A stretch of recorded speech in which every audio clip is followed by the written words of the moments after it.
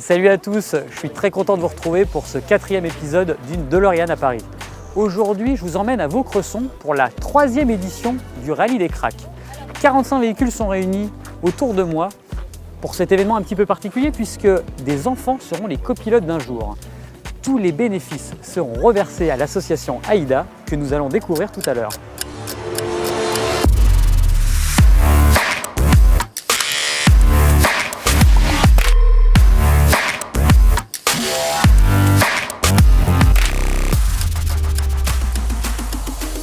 Je suis avec Léa et les membres de l'association AIDA. Est-ce que tu peux nous expliquer en quelques mots ce qu'est justement cette association? Alors oui, bonjour. Alors l'association AIDA, c'est une association qu'on a créée quand on avait 15 ans pour permettre à des jeunes de moins de 18 ans d'intervenir dans les hôpitaux auprès d'autres jeunes. Alors on a 3 missions aujourd'hui. La première, c'est l'aide aux patients, donc on intervient à la fois dans les hôpitaux et à la fois au domicile des familles avec à peu près 1000 actions qu'on porte auprès des enfants et des ados qui ont un cancer. La deuxième mission, c'est financer la recherche. Et la troisième mission, c'est d'aller dans des collèges, dans des lycées, dans des universités, parce que je pense que vous avez remarqué qu'on est assez jeunes pour vraiment faire passer ce message aux jeunes qu'il n'y a pas d'âge pour s'engager. Je suis Alexandre Pirquet, j'ai donc créé ce rallye, le Rallye des Cracks. En fait, l'idée, pour avoir fait beaucoup de rallyes de mon côté, l'idée c'était d'offrir la complicité au sein d'une voiture entre un pilote et un copilote. Et le copilote, c'est un crack, c'est un enfant qui est malade, ou ça peut être aussi d'une fratrie, on a aussi des frères et des sœurs, qui souffrent tout autant que leurs frères et sœurs qui sont hospitalisés de ne pas pouvoir profiter d'eux. Donc en fait, la fête, elle se fait pour l'enfant qui est malade, et s'il ne peut pas venir, c'est son frère qui vient et qui lui racontera plus tard. Alors on a la chance d'être présent au Rallye des Cracks aujourd'hui pour porter un projet qui s'appelle Rouler Jeunesse, qui est un projet qui va permettre aux jeunes qui sont hospitalisés entre 16 et 20 ans de pouvoir préparer et financer aussi le passage de leur permis de conduire, parce que quand on est jeune et qu'on a un cancer, c'est quand même important de pouvoir se projeter dans l'après. Exactement. Et en plus, on espère les retrouver plus tard en tant que pilote ici, avec leur bolide, grâce à vous, grâce à leur permis. Génial. Bon, je ne sais pas si vous avez remarqué, mais il y a des cœurs qui ont été collés sur les pare-brises. Les gens ont voté pour la voiture justement coup de cœur. Et c'est cette Morgane, celle de Vincent Navot, qui a été élue voiture coup de cœur de ce rallye. Alors ça te fait quoi? Heureux? Ça fait plaisir, le sourire est communicatif. On est d'accord, tous ces petits cœurs. Alors tu vas rouler avec les cœurs, on t'a pas dit, je ne sais pas si tu es au courant. Ça devrait le faire. Ça devrait le faire. Tu mets pas en route les essuie-glaces, hein, on est d'accord? Non, on est d'accord. Non. On a la chance d'être devant le 4x4 d'Hubert Auriol. Je vais en profiter pour vous montrer aussi l'arrière du véhicule. Ah bah Hubert, salut, ça va? Bonjour. Bon bah très content que tu sois là aussi sur cette 3e édition du rallye en tant que parrain. Moi j'ai des petites questions à te poser, en plus déjà de présenter pour ceux qui ne te connaissent pas, pour les plus jeunes. Hubert a quand même été champion de Dakar en moto, c'est ça, et en voiture. Ouais, j'ai gagné les deux. Les deux en 81, en 83. 83, 92 en voiture, et bon, j'ai passé quelques années sur le Dakar. J'ai découvert le plaisir de pouvoir se reposer sur un coéquipier et de déléguer. Et donc aujourd'hui, je suis très fier d'avoir un coéquipier qui va être, je suis sûr, à la hauteur. Génial. Alors comment on s'oriente d'ailleurs en plein désert? Parce que j'ai appris qu'on lisait des dunes. Qu'est-ce que ça veut dire lire des dunes? Non, en fait, lire des dunes, c'est-à-dire qu'on a un roadbook avec des annotations, et il faut les respecter avec le kilométrage. Et là, c'est pareil, on va avoir un roadbook et il faut suivre le parcours avec les kilométrages. Donc ça va être le rôle de Geoffroy de suivre le roadbook. Je ne comprends rien aux flèches. Mais je ne sais pas lire un roadbook. C'est mais quel tu niveau ça? Tu vas apprendre. C'est Hubert. Est-ce que c'est Hubert Auriol qui a fait le roadbook? Non, c'est vraiment du niveau très très débutant. Ah bon? Parce qu'avec Hubert Auriol, on passe des guets, il faut passer des dunes. Et là, vraiment, il n'y a pas de dunes. Il n'y aura pas de dunes. Il y a peut-être des dodanes, mais à part ça, il n'y a pas de guets non plus. Plus on est précis, moins on a de chances de se perdre. Donc la droite, Voilà. c'est la main qui tient la fourchette ou c'est celle qui tient le couteau? C'est celle qui se gratte le nez. C'est ça? D'accord. La droite, c'est le pouce qui est à gauche, c'est ça? Voilà, Ouais, voilà. c'est ça.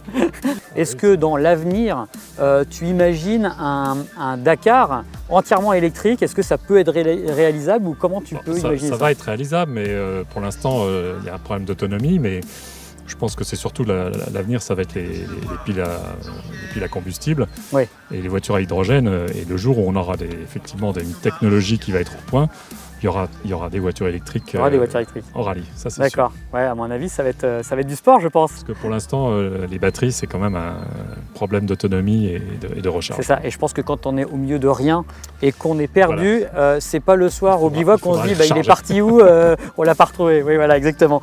Allez, on va fermer la porte. Voilà. On a la clim, on est quand même bien. Tous les cœurs sont en train de se décoller du pare-brise. Ça aussi, ils doivent être contents. On est en train de semer des petits cœurs partout. Je pense qu'on aurait dû être dans le 4x4 avec Uber Auriol parce que je suis perdu. Je suis à la page 8, mais à mon avis, on est déjà à la page 12. Parce que honnêtement, on m'a passé le roadbook. Je suis incapable de dire où on est dessus. Là, pour moi, j'ai des flèches, des machins, et en plus, c'est les couleurs et je suis daltonien. Donc, on va juste suivre. Ils sont quelle couleur les arbres? Le GPS. Ils sont, en tout cas, ils sont différents du ciel. Et on va à Crépierre. À côté de Crépierre, il y a un bled qui s'appelle Herbeville. J'apprends, c'est génial. T'apprends? Ouais. Ça se passe bien. Tu vois, finalement, tu disais que. Ouais, je connais pas, mais je prends vraiment goût, c'est génial. Auriol, mais pas dans le bon sens. Ah, alors si Uber Auriol Parce se qu'il y avait paume. je ne sais pas, mais en tous les cas, il y avait un endroit qui était très compliqué. La pendule de l'entrée s'est arrêtée sur midi. Et en fait, il y en a qui sont perdus et qui ont fait demi-tour. Ah, c'est pour ça. Ok. Donc comment ça se passe? Ben, on s'est un peu perdu dans Maison Lafitte, mais là, Vous êtes bien perdus, on est d'accord. On nous a dit, on a croisé Uber Auriol. Et là, tout le monde a chambré, ils ont dit, c'est plus facile finalement avec des dunes. Oui, mais je suis là. Mais tu es là quand même. Et eux sont pas là. Et eux sont pas là, c'est vrai. Ça fait 15 minutes qu'ils sont passés Uber. Bon, bah rattrapez-les, amusez-vous. Est-ce que ça se passe bien? Oui. Ouais, c'est super. Ça va, vous vous êtes perdus, pourquoi? Il y avait des grosses difficultés? Non, en fait, on était devant, on suivait des gens et on s'est perdu du coup avec. Donc moralité, ne pas suivre les gens. C'est ça. C'est plutôt sympa le rallye aussi, c'est que même les personnes qui ne font pas partie de la journée se font dépanner par des concurrents. Donc voilà, là on est en train de réparer, c'est quoi, une petite Opel, ouais. Tu changes la roue. Donc tu as le temps pendant le rallye de changer les roues de gens qui ne font pas partir du rallye. Je trouve ça plutôt beau. Le problème, c'est comme on est des gentlemen, on n'a pas le choix. Ouais, c'est ça. Ça, c'est la classe quand même.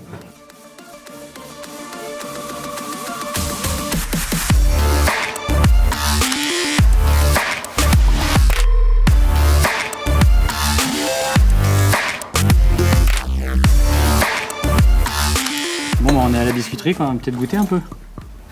C'est quoi? Coquelicot? Madame. Merci beaucoup. Non. Non. Non. Non, attends. Comment ça? Non. Tu vas pas aimer. Non. T'en veux, hein? Oui. Bon, d'accord. Pas de bras, pas de caméra.